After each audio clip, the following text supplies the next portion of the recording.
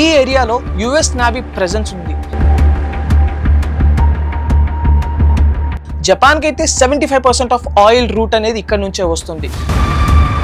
Oil price instantly $150 నుంచి $200కి jump అయ్యే chances ఉన్నాయి. హాయ్ హలో నమస్తే, వెల్కమ్ టు తెలుగునో విత్ యువర్ సామ్రాట్. ఇప్పుడు అందరి నోట ఎక్కడ విన్నా ఒకటే, యుద్ధం.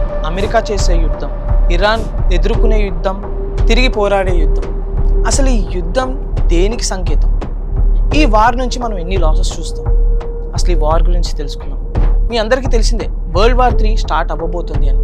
అండ్ అది స్టార్ట్ అవ్వాలంటే ఒక చిన్న బాంబ్ అవసరం కూడా లేదు. Just 33 kilometers of water route block చేస్తే చాలన్నమాట. వాటర్ రూట్ అంటున్నాను, బ్లాక్ అంటున్నాను, ఏ ప్లేస్ అనుకుంటున్నారా? అది ఆ ప్లేస్ పేరే strike of Hormuz. Iran, Oman, UAE మధ్యలో ఉన్న ఈ నారో సీ రూట్ ప్రతిరోజు ఆల్మోస్ట్ 20% ఆఫ్ వరల్డ్స్ ఆయిల్ని సప్లై చేస్తుంది.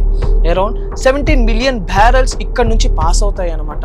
అంటే వరల్డ్లో ప్రతి 5 ఆయిల్ బ్యారెల్స్ ఒక్కొక్కటి ఇక్కడ నుంచే పాస్ అవుతూ ఉంటాయి. ఇరాన్ ఈ స్ట్రైక్ని కనుక బ్లాక్ చేస్తే ఆయిల్ ప్రైస్ ఇన్స్టెంట్లీ $150 నుంచి $200కి జంప్ అయ్యే ఛాన్సెస్ ఉన్నాయి. పెట్రోల్, డీజిల్, గ్యాస్ రేట్స్ ఆకాశాన్ని తాకే ఛాన్సెస్ కూడా ఉన్నాయి. ఫ్లైట్స్ కాస్ట్లీ అవ్వచ్చు, ఫుడ్ ప్రైస్ డబల్ అవ్వచ్చు, ట్రాన్స్పోర్ట్ సిస్టమ్ అసలు డిస్టర్బ్ అవ్వచ్చు. షాకింగ్ న్యూస్ ఏంటంటే ఈ సమస్య వల్ల స్టాక్ మార్కెట్ కూడా క్రాష్ అయ్యే ఛాన్సెస్ అయితే ఉన్నాయి. అయితే దీని ద్వారా ఎక్కువ ఎవరు ఎఫెక్ట్ అవుతారో ఇప్పుడు చూద్దాం.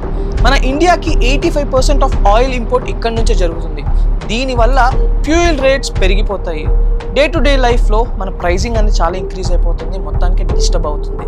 ట్రాన్స్పోర్ట్ నుంచి వెజిటేబుల్స్ వరకు ప్రతిదీ ప్రైస్లో ఎఫెక్ట్ అవుతుంది. And China, the world's largest oil import ఇక్కడ నుంచే జరుగుతూ ఉంటుంది. చైనా ఎకానమీ స్లోగా పడిపోవడం స్టార్ట్ అవుతుంది ఈ వార్ వల్ల.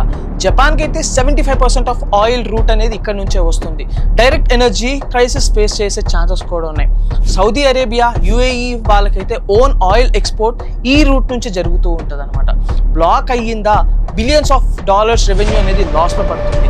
అండ్ రిమెంబర్, ఇది జస్ట్ ఎకానమీ ఇష్యూ కాదు. ఈ ఏరియాలో యుఎస్ నేవీ ప్రెజెన్స్ ఉంది. ఇరాన్ మిలిటరీ స్ట్రాంగ్గా గార్డ్ చేసే ఏరియా ఇది.